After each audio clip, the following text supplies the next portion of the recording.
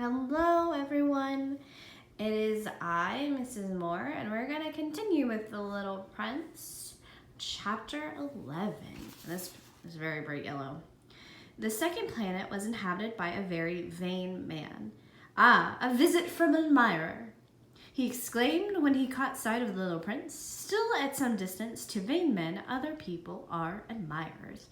Vain means you really like the way you look. Now, you guys got to see the way he looks. Remember, he's going to all these different planets to meet someone. He just left a very mean king, a lonely king, and this person is very vain, so he thinks it's the most beautiful person in the world. Hello, said the little prince. That is a funny hat you were wearing. It's for answering acclamations, the vain man replied. Unfortunately, no one ever comes this way. Is that so? Said the little prince, who did not understand what the vain man was talking about. Clap your hands, directed the man. The little prince clapped his hands, and the vain man tipped his hat in a modest acknowledgement. So tipped his hat. We used to do that in the South, where people would tip your hat to you it was a way of saying hello. This is more entertaining than a visit to the king, the little prince said to himself, and he continued clapping. The very vain man continued tipping a hat in acknowledgement. After 5 minutes of this exercise, the little prince tired of this game monotony. And would the hat fall off? He asked. But the vain man did not hear him. The vain man never heard anything but praise. Do you really admire me a great deal? He asked the little prince. What does that mean, admire? Admire means to acknowledge that I am the most handsomest, the best dressed, the richest, and the most intelligent man on the planet. But you're the only man on the planet. Do me a favor. Admire me all the same. I admire you, said the little prince with a little shrug of the shoulders. But what about my admiration that interests you so much? And the little prince went on his way. Grown-ups are certainly very strange, he said to himself. He continued on his journey. All right, there he is. I'm not sure he is the most beautiful man on that planet. I don't know in the world, but it's okay. This person does not look very happy. All right, Chapter 13. The fourth planet. The fourth planet belonged to a businessman. The person was so busy that he didn't even raise his head when the little prince arrived. Hello, said the little prince. Your cigarette's gone out. 3 and 2 make 5. 5 and 7 make 12. 12 and 3 make 15. Hello. 15 and 7 make 22. 22 and 6 make 8. No time to light it again. 26 and 5 make 31. Woo! The amounts to 501 million. So 620,731. Oh my goodness. So he's doing lots of math like when we did. What did he say? 5 and 7 make 12. 2 and 3 make 5. So remember our pairs? I know we haven't had math in a while, but our pairs, we were working with our pairs. So I think we got up to 10. So like 5 and 5 make 10. But also 7 and 3. And 6 and 4. And 8 and 2. So he's doing some pairs here too. That's awesome. 500 million what? You still there? 500 million. I don't remember. So I have so much work to do. I'm a serious man. I can't be bothered with trifles, which means interruptions. 2 and 5, 7, 501 million what? Repeated little prince, who never in his life let go of a question once he had asked. The businessman raised his head. For the 54 years I've inhabited this planet, I've been interrupted only 3 times. The first time was 22 years ago when I was interrupted by a beetle that had fallen onto my desk from God knows where. It made a terrible noise and I made 4 mistakes in my calculations. The second time was 11 years ago when I was interrupted by a fit of rheumatism.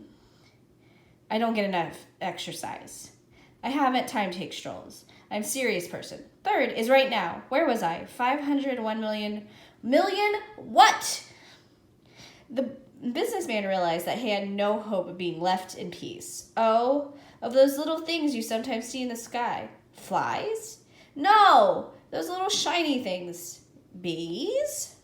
No, the little golden things that make people daydream. Now I'm a serious person and I have no time for daydreaming. Ah, you mean the stars. Yes, that's it, the stars. And what do you do with the 500 million stars? 501,620,731. I'm a serious person and I'm accurate. What do you do with those stars? What do I do with them? Yes, nothing. I own them. You own the stars? Yes. Let's look over here. There he is. He is making he looks very, very serious. But I've already seen a king who kings don't own. They reign over. It's quite different. And what does owning the stars do to you? It does me good of being rich. And what does it do? And what good does it do to be rich? It lets me buy over the stars if someone discovers them. The little prince said to himself, this man argues. Nevertheless, he asked more questions. How can anyone own the stars? To whom do they belong? Retorted the businessman grumpily. I don't know. Nobody? They belong to me because I thought of it first. And that's all it takes? Of course. When you find a diamond that belongs to no one in particular, then it's yours. When you find an island that belongs to no one in particular, it's yours. When the first person to have an idea, you patent it, and it's yours. Now I own the stars, so no one before me ever thought of owning them. That's true, said the little prince. And what do you do with them? I manage them, I count them, and then I count them again, said the businessman. It's difficult work, but I'm a serious person. The little prince was still not satisfied. If I own a scarf, I tie it around my neck and take it away. I can tie it around my neck and take it away. If I own a flower, I can pick it up and take it away. But you can't pick up the stars. No, but I can put them in the bank. What does that mean? This means that I write the number of my stars on a slip of paper, and then I lock it in the slip of paper in the drawer. And that's all? That's enough. That's amusing, thought, said the little prince, and maybe even poetic, but not very serious.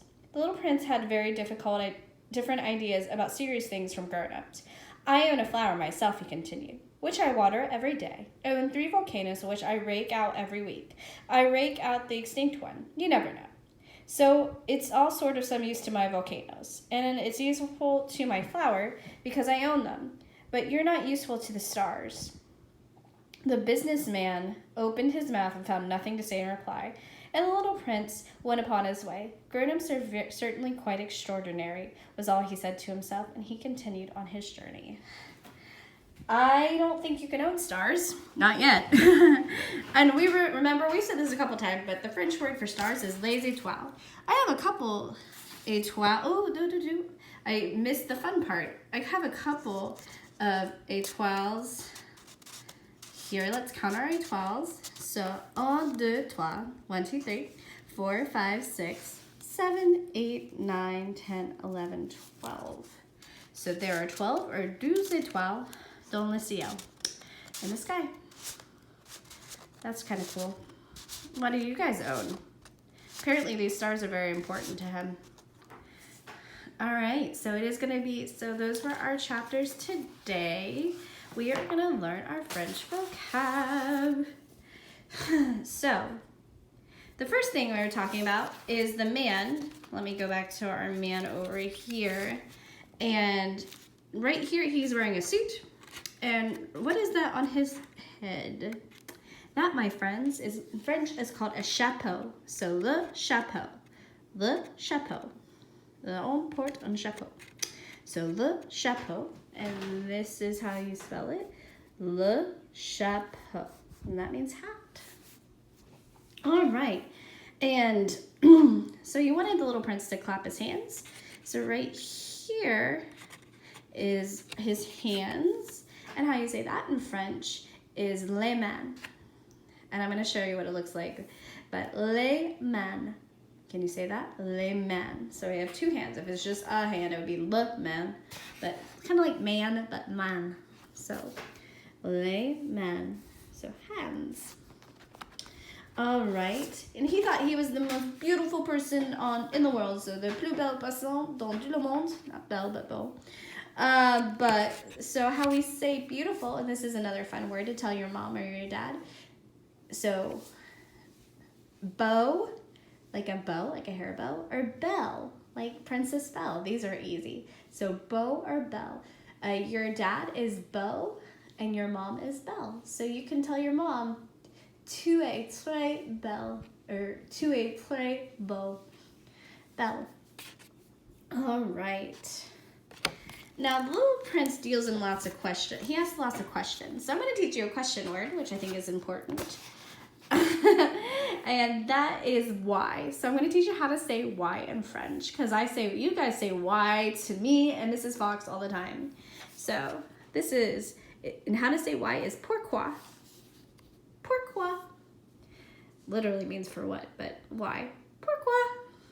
So when you see me next time, hopefully, you can say pourquoi. Why? All right, so he has that little business. Why he owns the stars. So that is it. I have a friend, sorry. And our last French word today is I'm going to teach you guys how to say something that's also important that you always ask me to do because you always want water, which is great. I'm glad that you guys stay hydrated. And the verb to drink is boire. So that's a kind of a interesting word. Boire, to drink. Boire. Je veux boire un coca. I want to drink a Coke. Or je veux boire de l'eau. I want to drink water, some water. All right, wishing you, and this is MT, and she's also wishing you well. Bye.